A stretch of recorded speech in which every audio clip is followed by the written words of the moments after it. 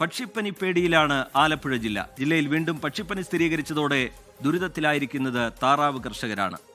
Christmas പുതുവത്സര വിപണി ലക്ഷ്യമിട്ട് ലക്ഷങ്ങൾ മുടക്കി വളർത്തിയ താറാവുകളെയാണ് കൊന്നൊടുക്കേണ്ടി വരുന്നത്.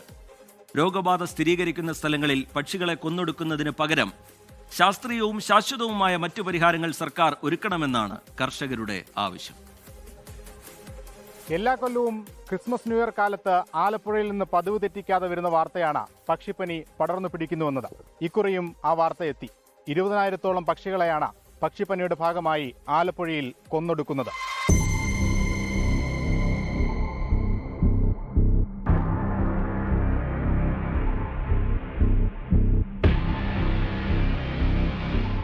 ആലപ്പുഴ ജില്ലയിലെ 8 പഞ്ചായത്തുകളിൽ ഓരോ വാർഡുകളിൽ വീതമാണ് പക്ഷിപ്പനി സ്ഥിരീകരിച്ചത്.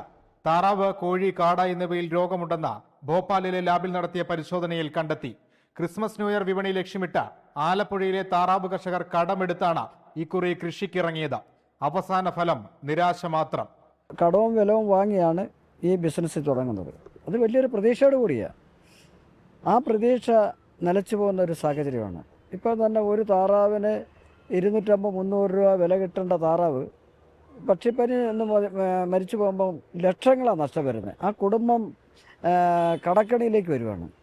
പതിറ്റാണ്ടുകളായി പക്ഷിപ്പനിയും ഇതേ തുടർന്നുള്ള കൊന്നൊടുക്കലും തുടരുമ്പോഴും കാലത്തിനൊപ്പം മാറാൻ സർക്കാരുകൾ തയ്യാറാകുന്നില്ല എന്നാണ് ആക്ഷേപം.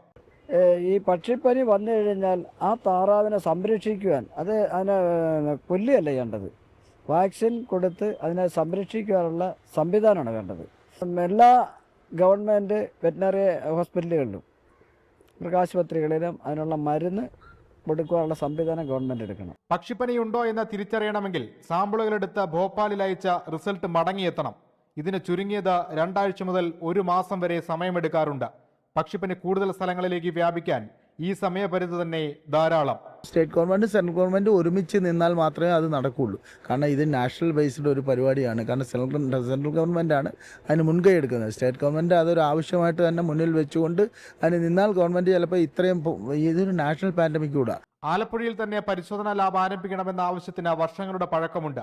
പക്ഷേ സർക്കാരുകൾ വേണ്ട നടപടികൾ സ്വീകരിക്കുന്നില്ല. രോഗം സ്ഥിരീകരിച്ചാൽ പക്ഷികളെ കൊന്നൊടുക്കുന്നതിന് പകരം മറ്റു മാർഗങ്ങൾ കണ്ടെത്തണമെന്നാണ് കർഷകരുടെയും ആവശ്യം. ഇത് ക്രിസ്മസിന് വേണ്ടി നമ്മൾ ഇല്ലാത്ത കാശെല്ലാം പലിശക്കൊക്കെ മേടിച്ചാണ് നമ്മളിതൊക്കെ ചെയ്തത്. അത് ഇപ്പം ക്രിസ്മസിന് ഇതിപ്പോൾ ഇങ്ങനെയൊക്കെ ആയതുകൊണ്ട് നമ്മുടെ എല്ലാ കാര്യങ്ങളും എല്ലാം ഇതായി. 7 ലക്ഷം രൂപയോളം ഇപ്പം നഷ്ടം വന്നിരിക്കുകയാണ്. ഇനിയും കിടക്കുന്ന താറാവിൻ്റെ സ്ഥിതി ഇതൊക്കെ തന്നെയല്ലേ കിടക്കും.